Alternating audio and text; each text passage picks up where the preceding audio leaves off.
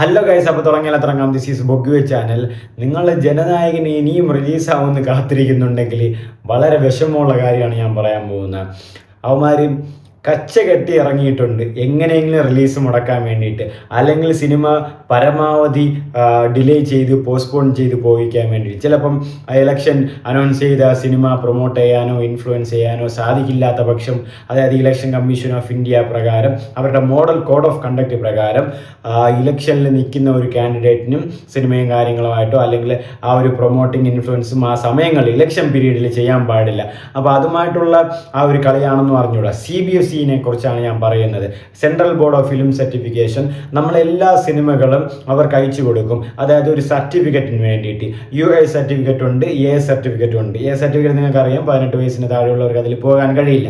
അപ്പോൾ ഈ സർട്ടിഫിക്കറ്റുകളും കാര്യങ്ങൾക്ക് വേണ്ടി അവർക്ക് റിവ്യൂ ചെയ്യാൻ നമ്മൾ സിനിമ അയച്ചു കൊടുക്കും. അപ്പോൾ അവർ കണ്ടിട്ടാണ്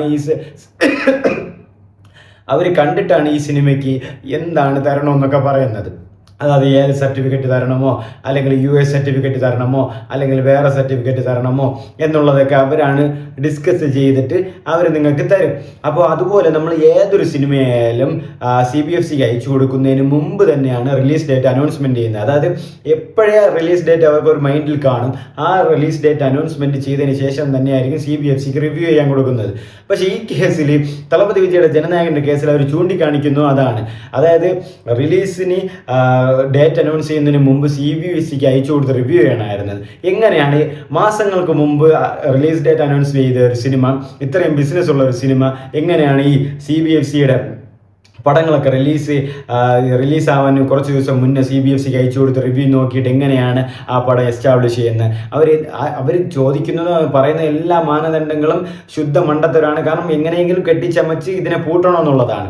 അതായത് ഒരു CBFC അപ്പോൾ ഒരു സിനിമ കണ്ടിട്ട് ഇന്ന സർട്ടിഫിക്കറ്റ് കൊടുക്കും. അപ്പോൾ ആ CBFC ഇത്രയും വേഗത്തിൽ ഇന്ത്യൻ സിനിമയിൽ തന്നെ ഇത്രയും വേഗത്തിൽ അവർ റിയാക്ട് ചെയ്യുന്ന ഒരു പ്രോആക്റ്റീവായിട്ട് നിൽക്കുന്നത് ജനനായകനായിരിക്കും. അതായത് ഈ ഒരു സെൻസർ ഇഷ്യൂ വന്നപ്പം ഞാൻ പറഞ്ഞില്ല, December 18 സെൻസറിന് അയച്ചു കൊടുത്തു. ജനനായകൻ മൈനർ കട്ട്സ് വേണമെന്ന് തിരിച്ചയച്ചു. അങ്ങനെ ജനനായകൻ ആ മൈനർ കട്ട്സ് മാറ്റി 22 വീണ്ടും അവിടെ CBFCക്ക് അയച്ചു. CBFC വാക്കാൽ ജനനായകന് US സർട്ടിഫിക്കറ്റ് തരാമെന്ന് പറഞ്ഞു. January 5 പരാതിയുണ്ട്, അതുകൊണ്ട് സർട്ടിഫിക്കറ്റ് തരാൻ കഴിയില്ലെന്ന് പറഞ്ഞു. അത് കഴിഞ്ഞ് മദ്രാസ് ഹൈക്കോടതിയുമായിട്ട് കേവിൻ പ്രൊഡക്ഷൻസ് പോയി.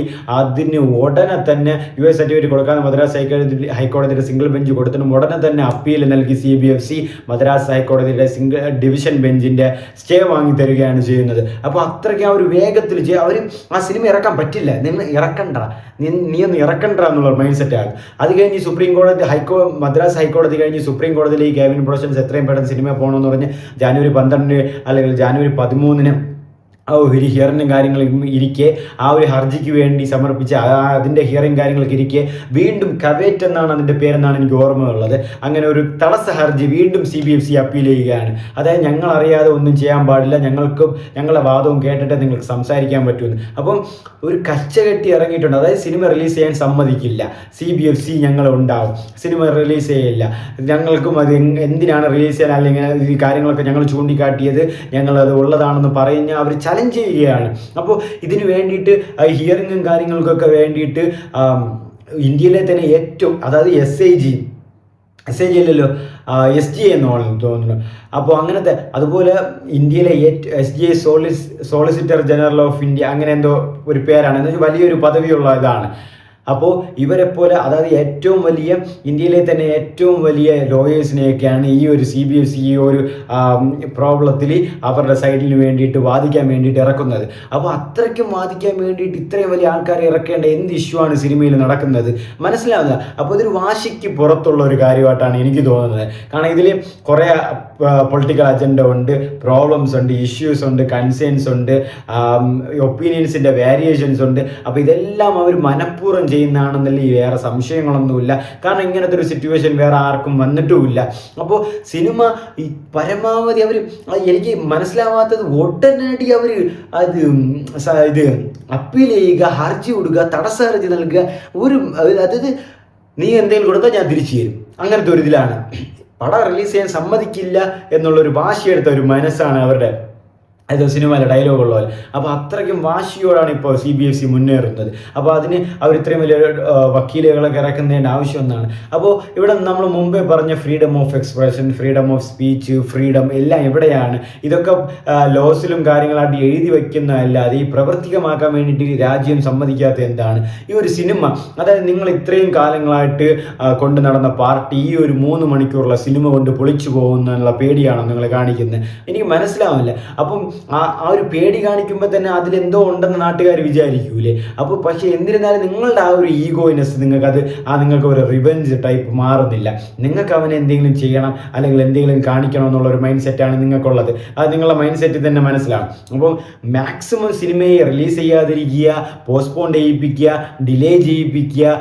പിന്നെ ഞാൻ പറഞ്ഞില്ലേ, തമിഴ്നാട്ടിൽ ഇലക്ഷൻ അനൗൺസ് ചെയ്ത് കഴിഞ്ഞാൽ ഇലക്ഷൻ കമ്മീഷൻ ഓഫ് ഇന്ത്യയുടെ മോഡൽ കോഡ് ഓഫ് കണ്ടക്ട് പ്രകാരം ഒരു ഇലക്ഷൻ കാൻഡിഡേറ്റ് ആയ ഒരാൾക്ക് പ്രൊമോട്ടിങ്ങോ ഇൻഫ്ലുവൻസിങ് കാര്യങ്ങൾ നടക്കാത്ത വശം സിനിമ റിലീസ് ചെയ്യാൻ കഴിയില്ല.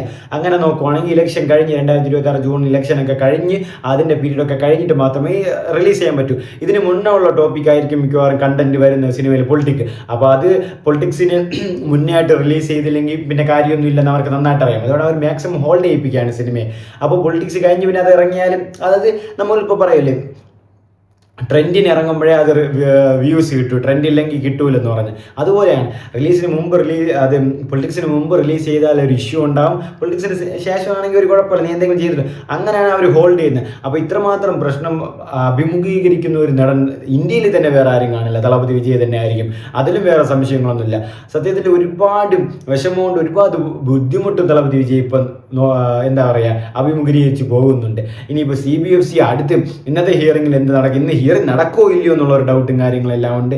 കണ്ടറിയാൻ ഗൈസ് ജനനായകൻ റിലീസ് ആവോ ഇല്ലയോ എന്ന്. കാരണം ഒരുപാട് പേര് പക്ക വെയിറ്റിംഗ് ആണ് ജനനായകന് വേണ്ടിയിട്ട്. ഇന്ത്യ മുഴുവൻ വെയിറ്റിംഗ് ആണ്. അടുത്ത ബുക്ക് മൈ ഷോയും കാര്യങ്ങളൊക്കെ വരുമ്പോൾ എന്തുമാത്രം തിരക്കുകൾ വരുന്നു നിങ്ങൾ കണ്ടറിഞ്ഞോ, ഹൈപ്പ് അറിഞ്ഞോ, കണ്ടറിയാം ഗൈസ്.